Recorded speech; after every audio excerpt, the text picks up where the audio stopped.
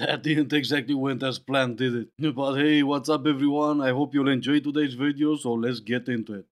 The thing is, when you heal, what they don't tell you is that it becomes lonely.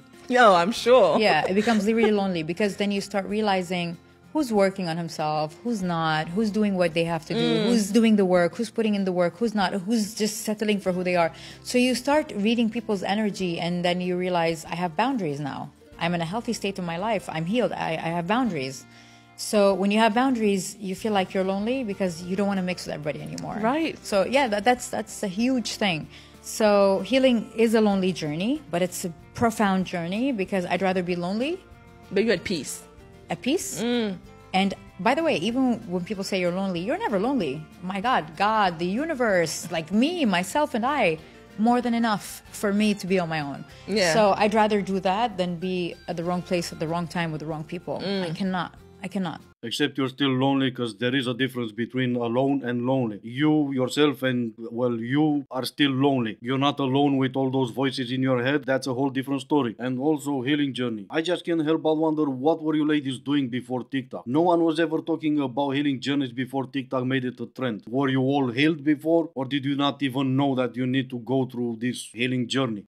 Really, no amount of self-love will replace She says no amount of self-love will replace what a romantic relationship can do for people. And boy, is she right. I had a video go viral recently where I was talking about when you're single, you're no one else's priority, which this creator touches upon as well. And the most infuriating comment response that I got over and over again was to make yourself your own priority. And it's just such condescending and oversimplified advice. I've said it before and I will say it again. You can love yourself. You can love your single life and simultaneously want a romantic partnership. The two are not exclusive. They're actually very different, and the type of love is very different. And honestly, I'm just kind of sick of women feeling bad about admitting that they want a partnership, that they're seeking romantic love. Again, you can live a very fulfilling life on your own. I have for 10 years now. But there is also absolutely nothing wrong with wanting to share that with a partner and find someone and feel that romantic connection.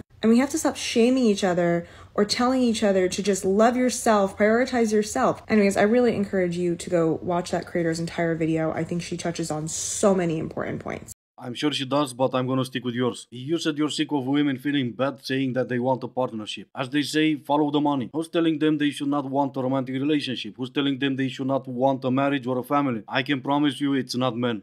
No woman wants to be single. All this trash about I'm single by choice, no you're not. No woman wants to go to an empty house, a cold bed, nobody to cook for. Like, I saw this woman online and it's sad, and this is not to shame her, but she throws these beautiful dinner parties and she has like this beautiful dinner table with flowers and dinner sets and everything, and I followed her because I was like, I would like to have a nice dinner party one day, whatever. Yeah. She mentioned that she's single, she lives alone.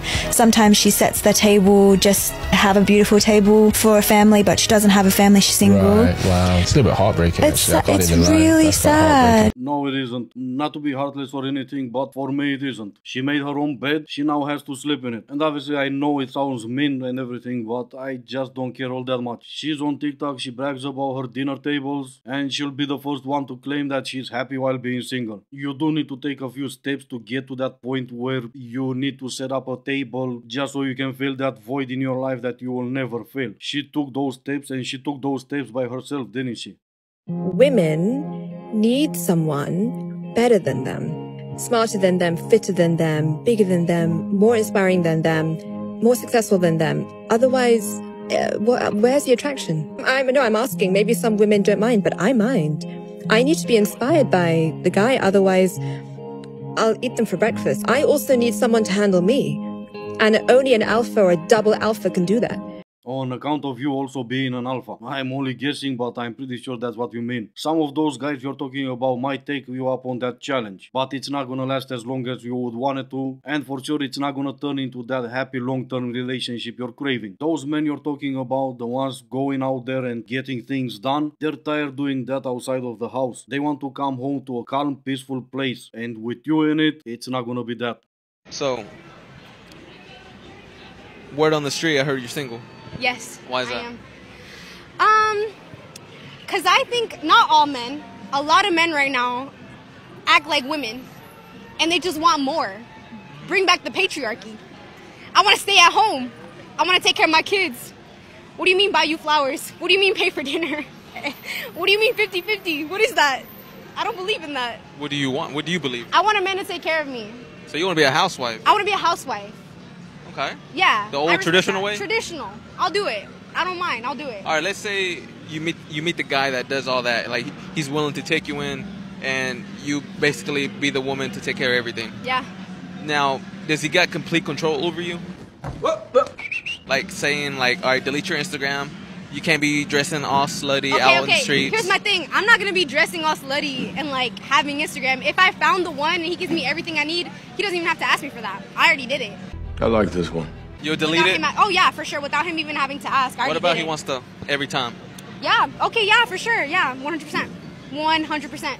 If he provides for me, he's a good husband, he's loyal, everything, he's good to our kids. What more could you ask for in a man? That's what I need. I need a provider. What if he wants to slap you one time? Okay, that's crazy. Okay.